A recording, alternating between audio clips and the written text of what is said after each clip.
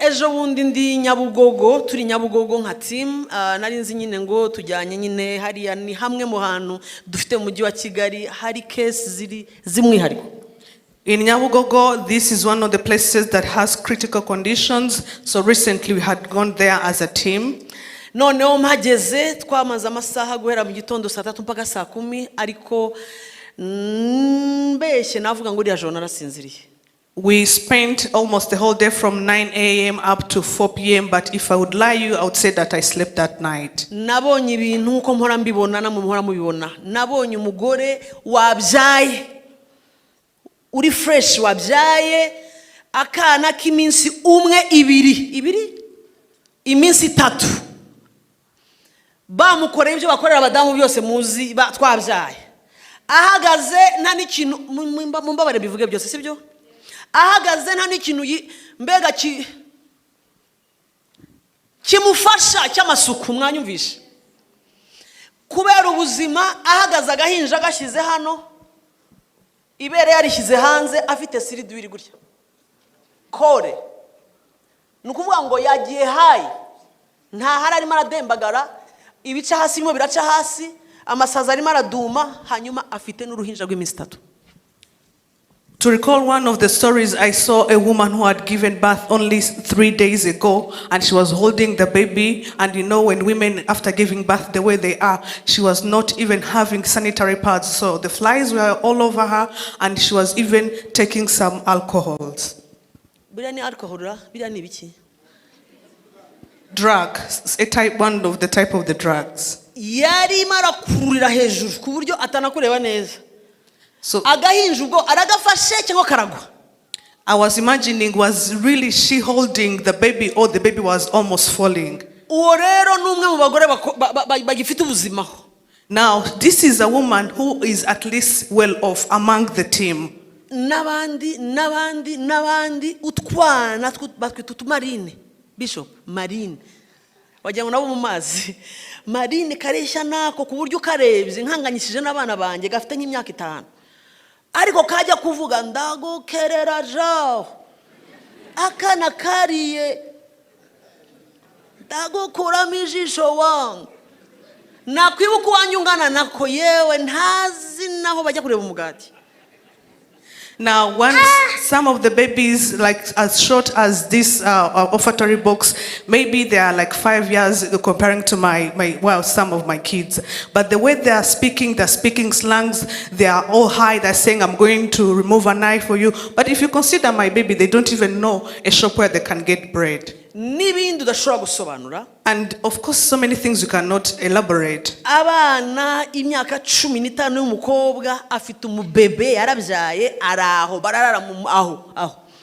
A 15-year-old teenager has given birth, and they are sleeping on the roadside together with their baby. Umva rero cyantangaje. Now this is what amazed me. Cyankoze ku mutima ni kwa gatandatu uyu munsi turi kwa kangahe harya? Uyu munsi turi kwa gatanu. Ndavuga kwa gatandatu nta cyumweru kirimo.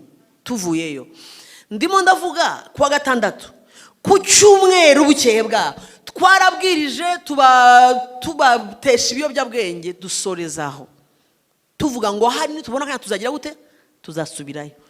Ubwabo bishakira caca hiri, ubwabo bava Nyabugogo n'amaguru, ubwabo baza batembagara bavuga ngo turabasanga hehe, ubwabo nta tike nta muntu twishuriye, ubwabo baragenda bagira gute babaririza tugiye tubona ku cyumweru batugezeho. Now, I'm only speaking this, it's even less a week, because we had gone to Nyabugogo last Saturday, and on Sunday, surprisingly, we did not tell them that we have a church, we have where fellowship from, but they walked on foot till they came to the church to see where we pray from. Tugiye guhamagara sinari mbizi barambwira ngo abantu b'Inyabugogo bahageze kare, ababyeyi bahetse utwana bagiye n'amaguru gwera Nyabugogo mpaka Nyarutarama.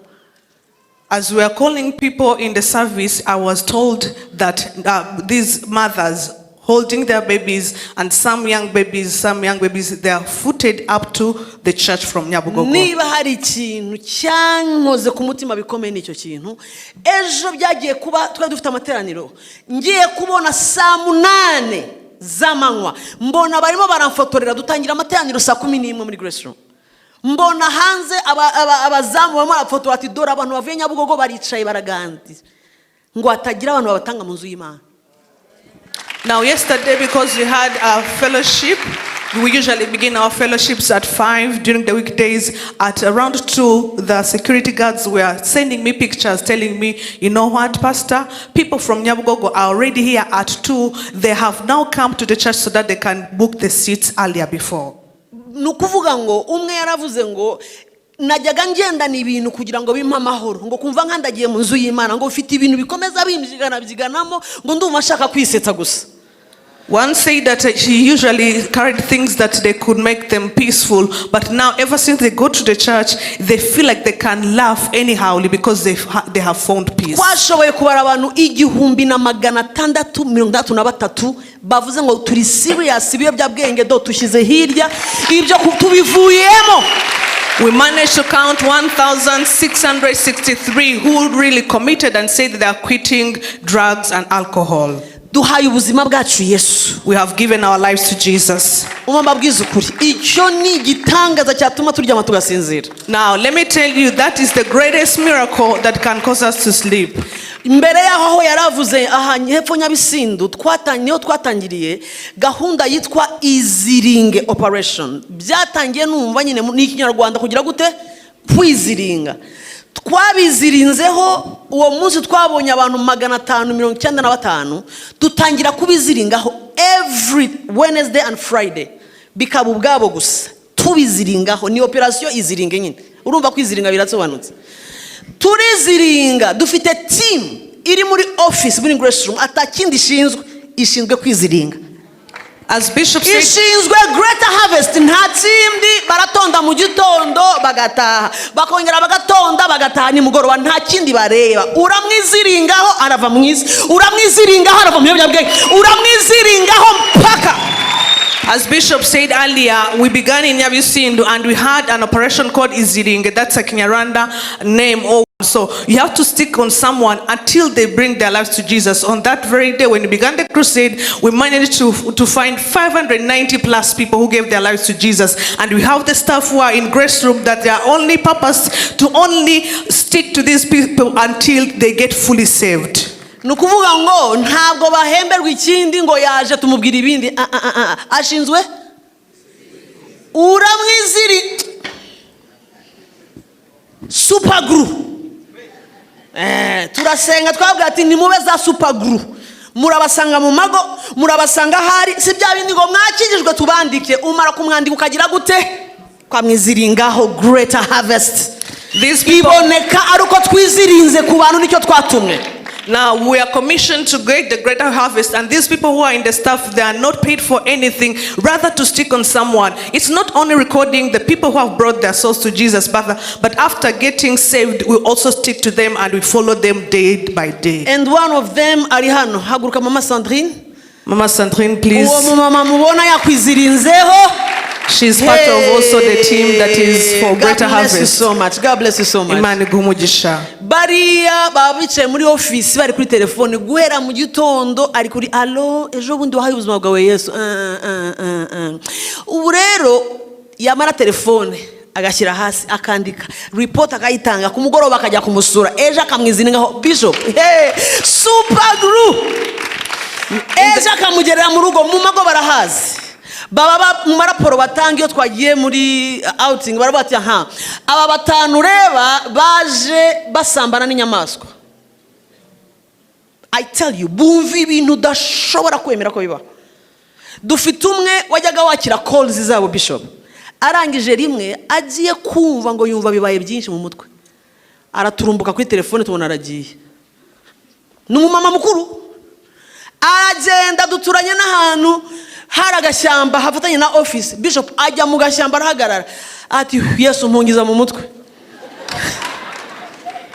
ngo yagiye kumva yumva ibindimo ndumva nibyo cyangwa sibyo. Reka mbabwize ukuri isi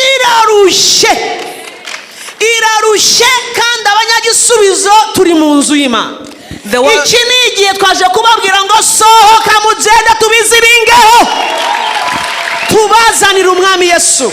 Now, the world is so tired to the extent that one of our staff members, she's an old mama, she used to receive calls, and then because they even know where they stay. So when we are in so much to her.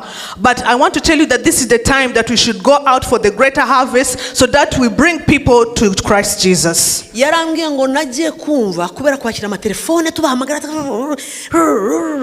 ni mama arabizi hari igihamagara umwana akakubwira ngo sindi muyobyabwenge gusa ndi muyobyabwenge none ubu rero musengere tugusengere iki narayobye ku buryo ubu tuvugana nashaka gufata mama ku ngufu mfite imyaka 19 ariko namaze gushyiraho gahunda n'ukuntu azinjira amaze guparika imodoka nkamusimbukira hanyuma Bishop, it was their first time to hear that.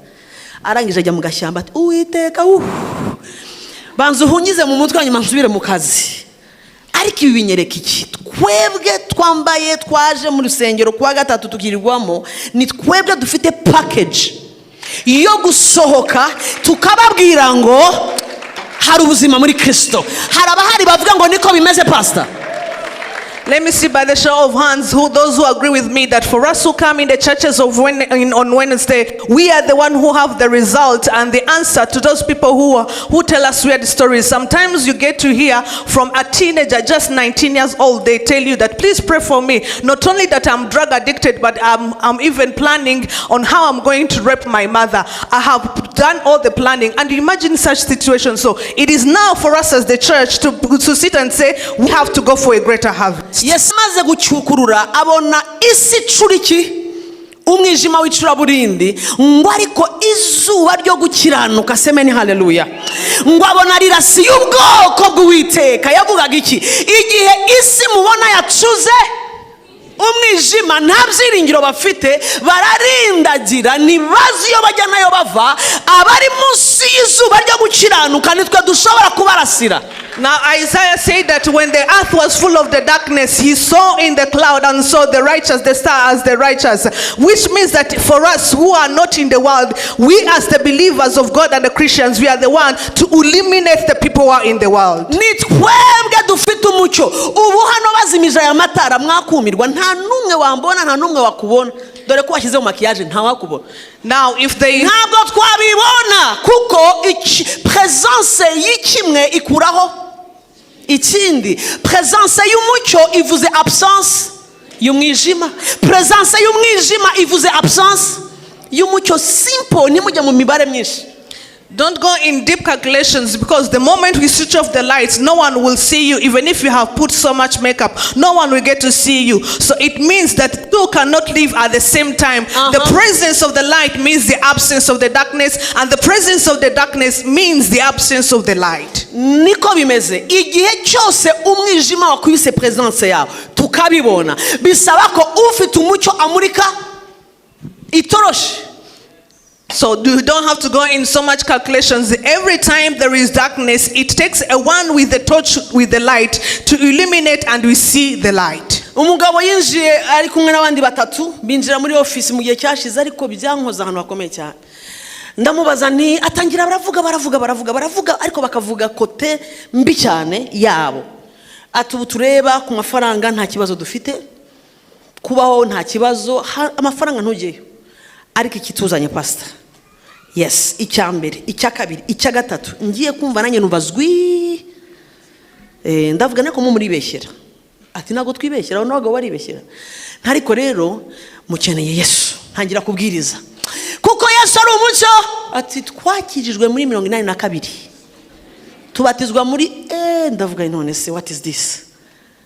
Ati icyakubwira ko ubona tuvuga iyo nayoboye gahunda umugore wanjye bari bwigishe ku rusengero. Ati rero bitukubwira nuko twashobewe Yesu twaramwakiriye ariko ntabwo tuza hano y'umwijima wahereye ugira gute ufata intebe. 3 men came to the office recently. they began to say so many things. I reached a time I was like, but you are lying, you're exaggerating. I think the things you're talking about yourselves are not correct. And I began to preach to them. So they said, no, you know what, Pastor? We are born again in 1982. So I thought maybe these are not Christians. They said, no, even me who is speaking, the moment I stand on the pulpit leading the service, it means that my wife is the one who is going to be preaching. So, but we are wondering where this darkness has intruded us coming from. I tell you, bavuze ibintu nsigara nibaza ngo nibwo ndumva ibiki.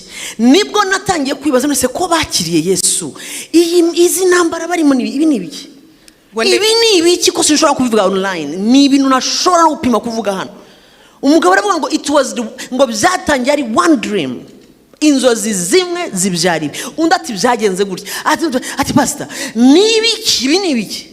Ko mbona ndi nyuma y'umupagani. Nyuma ngiye gusenga Imana irambwira ngo ntawe ujye mu bintu byinshi. Igihe cyose hari absence y'umucyo hagaragara umwijima urafata. When they were continuing to tell me and narrating the stories, I was wondering and my ears were tingling. So I asked the Holy Spirit, where did all these things come from? So they were telling me that it came as a dream. The other one was explaining how it started. But they were really accusing themselves to be behind the pagans. And the Holy Spirit told me that don't ask so many things. Where there is no light, of course, there has to be darkness.